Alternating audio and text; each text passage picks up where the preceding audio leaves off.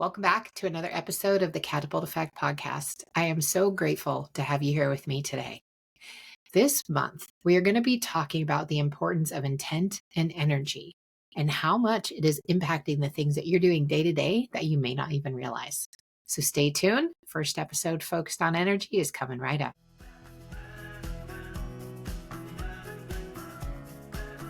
Welcome to the Catapult Effect, a podcast where professionals like you turn challenges into opportunities for extraordinary growth.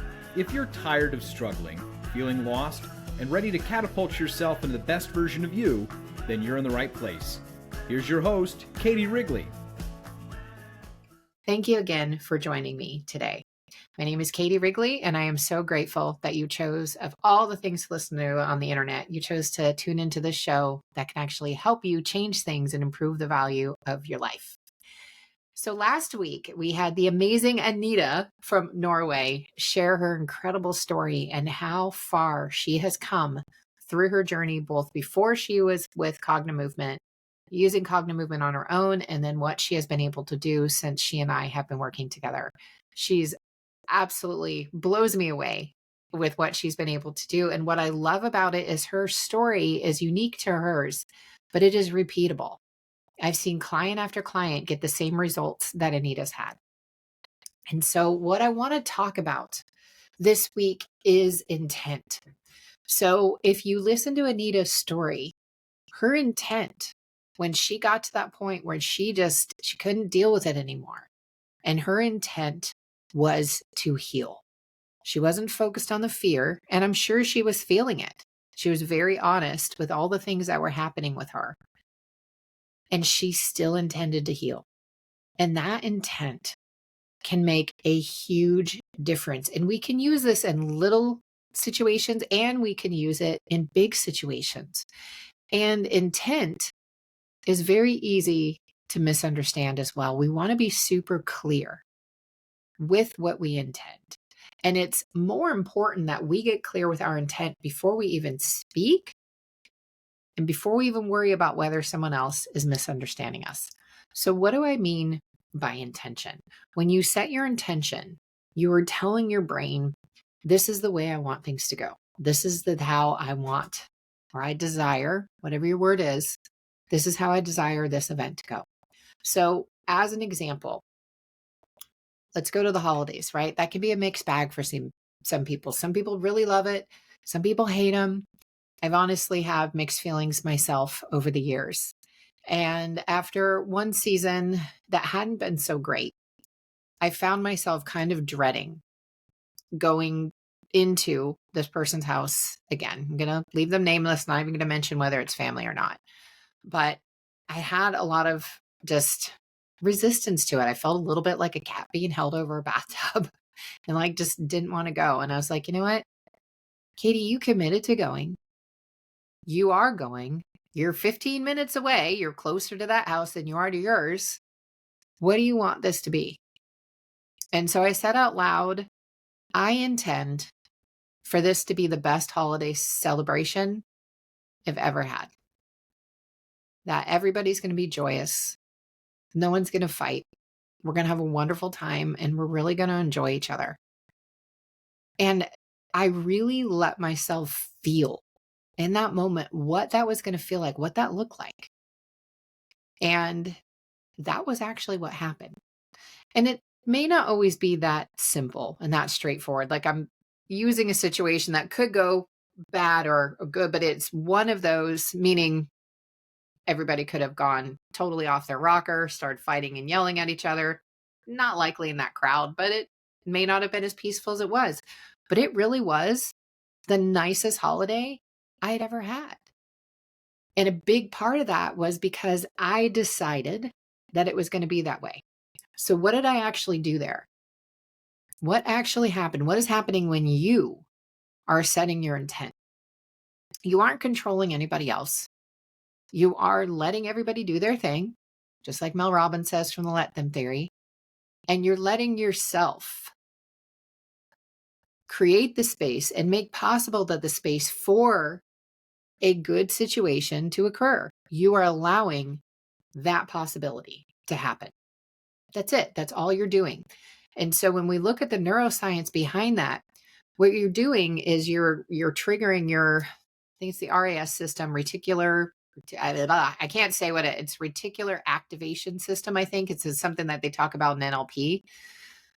But basically, the principle behind it is what you look for, you will find. And so when you are setting your intent, that is what your brain is going to look for.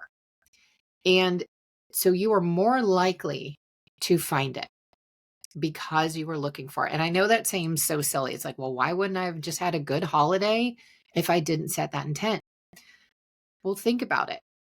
So how would you imagine? So go into your own life, just using myself as an example. This isn't about me, but think in your own life when you've gone into a situation and you've been in a bad mood and you haven't wanted to be there and you needed to be there. Was that a pleasant experience for you? Probably not. You were probably looking for subconscious reasons to be angry and reasons to be frustrated and annoyed because you decided that it was going to suck before you went in, and it very well may. Like, you can practice this with the suckiest of events if you want to, and try it out and see what happens when you change your intent. But what's happening when you're going in with that mindset? You are more likely to be angry, frustrated, pissed off, all the things, because that's how you go into it. Now, take that same example. You've got to go to some event and you're just dreading it. But then you're like, ugh, you know what? I know this is going to suck. I know that this isn't my favorite event. And I'm really going to make the most of it. I am going to find some way or something that is enjoyable in this event. If I'm going to be here, then I'm going to make the best of it and I'm going to enjoy it. And now you have two completely different mindsets going into the exact same situation. And the person who's dreading it and is all caught up in the dread and the angst and the fear, and I'm going to be unpacking the way that this this works within your body in episodes after this one this month. But that person with that negative mindset, that is the lens that they're looking for or looking through. They're angry at people. So they're going to be attracting other angry people. How well does that usually go when we got multiple angry people together, right? Also, frustration. Like energy attracts like energy. You're going to be gravitating more towards more people who are frustrated. Now, at whatever this hypothetical event is, chances are there's also people who love it. As much as you dread it, there's people who love it. And so when you now go in with that mindset of, I'm going to find some way to make this night enjoyable, now you're more likely to find those people who are excited about it. And now their excitement energy is going to be available to you that you may be able to actually adopt for yourself of like, wow, this didn't suck at all. I thought it was going to be horrible and it wasn't. And it's because you were allowing that space for possibility and for you to have a good time. And you have decided that you are going to find something that's making that night really fun and worthwhile for you. So guess what your brain is looking for? Ways to make it fun and worthwhile. Whereas the angry mindset person, they're going to keep looking for reasons to be angry, frustrated, irritated, annoyed, watching the clock and waiting for the event to be over. The person who has decided that they are open to the possibility that even if it's not their favorite event, they may actually be able to enjoy themselves, and they have decided, they have set their intention that that is exactly what they are going to do, they are much more likely to enjoy themselves in those situations. So that's one of the ways you can use intent.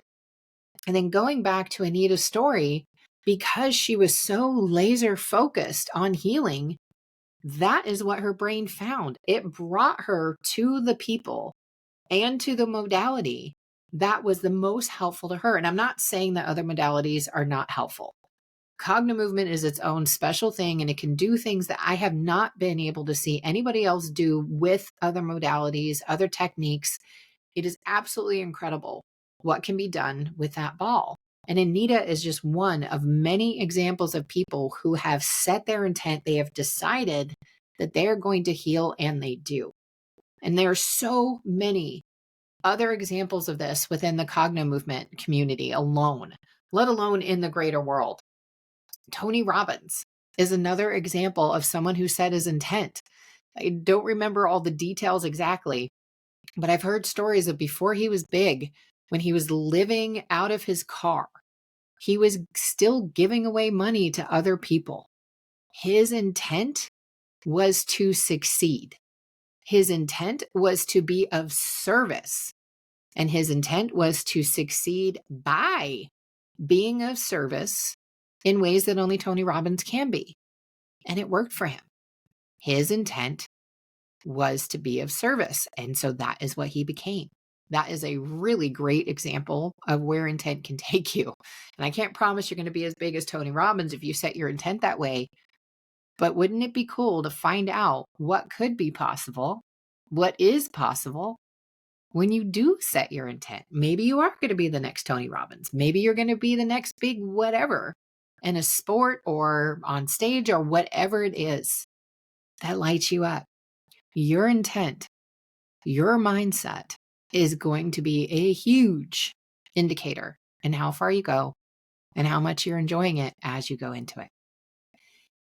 You really want to set your intent. And now, when we're talking about intention in conversation, especially when we're talking about having a difficult conversation where the other person may not be that open to what we need to say or what we need to hear sometimes, we want to get really clear. What is our intent of that conversation? What is our goal? And if you're finding that your intent is to make them hurt and uncomfortable, maybe pause before you have that conversation and wait until you're a little less angry and you don't want to keep hurting that person. Now, if your intent is to help clear the air or whatever it may be, clear the air, clear any confusion that's out there, or maybe it's to help lift the other person up. Maybe it's to help them, if they're willing and open, of course, to see a blind spot that they've been asking for help around and they really want to see, and your intent is to help that person. And maybe you know that it's something that's going to be really hard for them to accept, but because your intent is to help them, you are much more likely to be able to find the words and reach them and help it be easier for them to receive that support and to be open to it and to be open to that constructive feedback. Constructive feedback can be a little bit tricky, and depending on what kind of triggers you're holding in yourself, sometimes it can feel hurtful. If we're feeling really sensitive or insecure about how we're feeling or how we're doing something, and someone gives us constructive feedback, even if their intent is really good, we may have a little bit of rejection.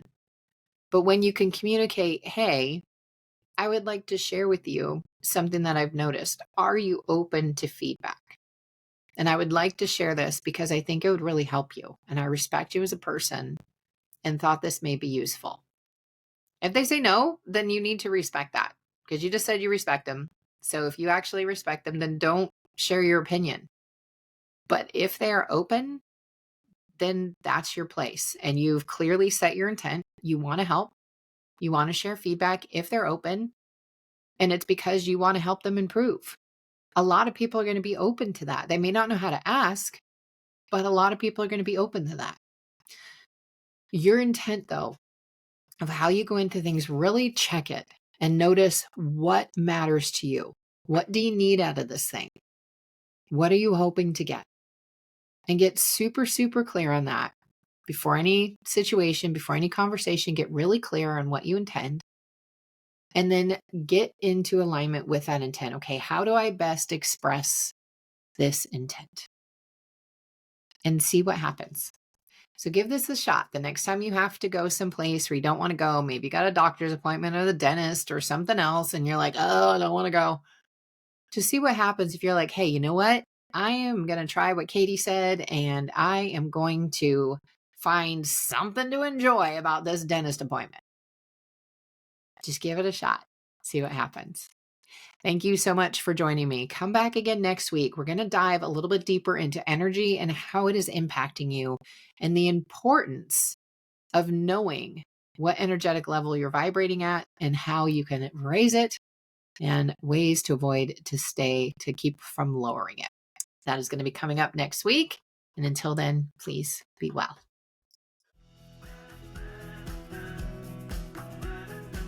Thank you for joining us today. If you enjoyed this episode, please share it with a friend and leave a 5-star review, which helps grow the podcast and reach others just like you. While you're at it, connect with Katie on social media.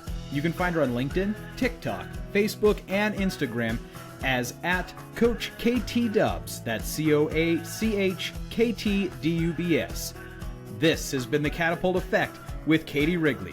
Thanks for listening.